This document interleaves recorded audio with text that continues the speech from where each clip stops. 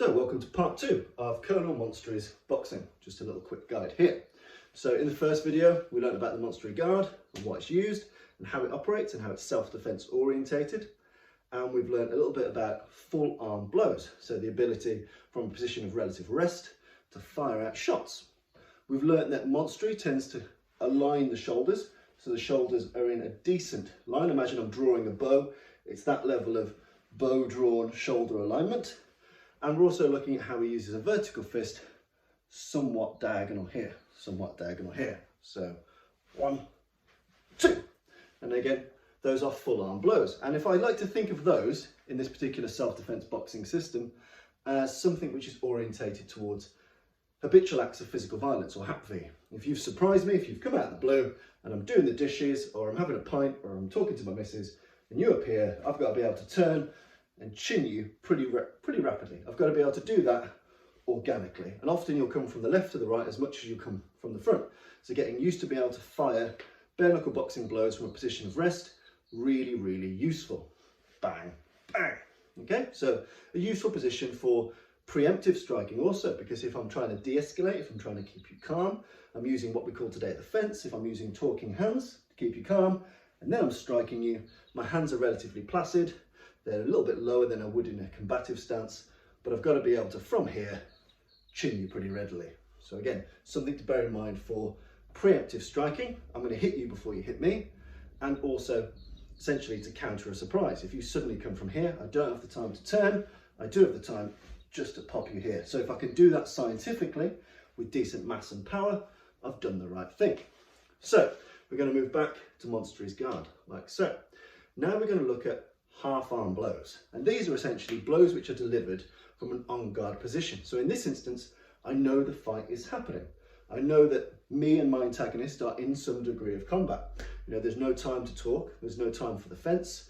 We're not in a grapple yet, because that would be something else. I'm in a position where I know a striking exchange is going to happen. So my guard's in here. You know, I might have been pushed. I might now realise that a fight is on, so I need to get myself in a sound platform. And essentially your guard is your mobile battleship. You know, my guard, I've got to be able to move like a battleship, I've got to be able to manoeuvre, but I've got to be in a position that carries my big guns. So I need to be in a position where I clock you and I can fire my main artillery pretty readily and handily at speed, with power and with accuracy. And if your stance gives you speed, power and accuracy, it's the right kind of stance. Half arm blows are where we've gone from this type of guard, where we know we're in a fight. We've done that first strike. The second strike comes from a position of relative advance. So now I'm using less of the full arm torque of the full arm strikes, and we're using slightly shorter range. We're essentially flowing from mid elbow to lower bicep before we fire the second shot. So from here, I do my lead off. My rear hand is somewhat closer to my front hand than it would have otherwise been. So I can pretty readily fire that next shot. So lead off, again, it's relatively far forward, allowing me to rapidly roll into this. So remember Monstery's shoulder discipline. He's turning pretty much side on with his shoulders. And again, with his right hand, it's a little bit more square, but you're still aiming to get the shoulders in some degree of alignment for the line of power.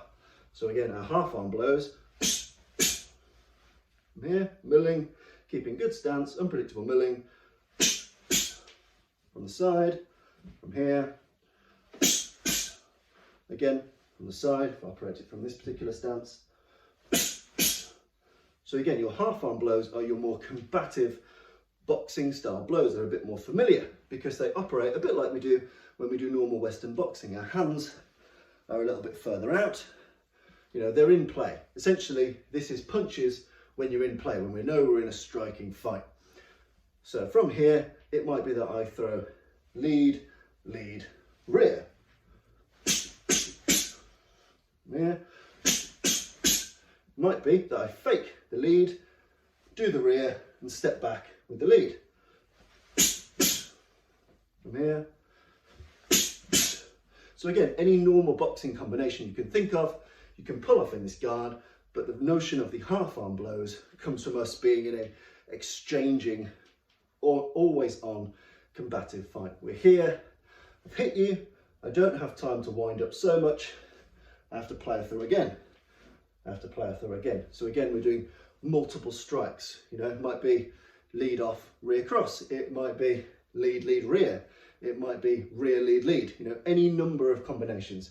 But Monstery tends to stick exclusively to the two punches that are the lead blow with the shoulders aligned and the rear blow, a little bit squarer, but still with that power. And again, we can do these to the body as well. His guides don't reference the body too much compared to other manuals at the time. And I really believe it's because it's a self-defense orientated system. So again, I don't have the time to invest rounds in body shots. I have to clean your clock pretty quickly. And that involves punching you in the jaw, punching you in the throat, punching you behind the ear. Things that are in that facial area are going to be a lot more final and a lot more useful to me in a self-defense scenario. So from our Monstery stance, half arm blow, rear arm follow-up.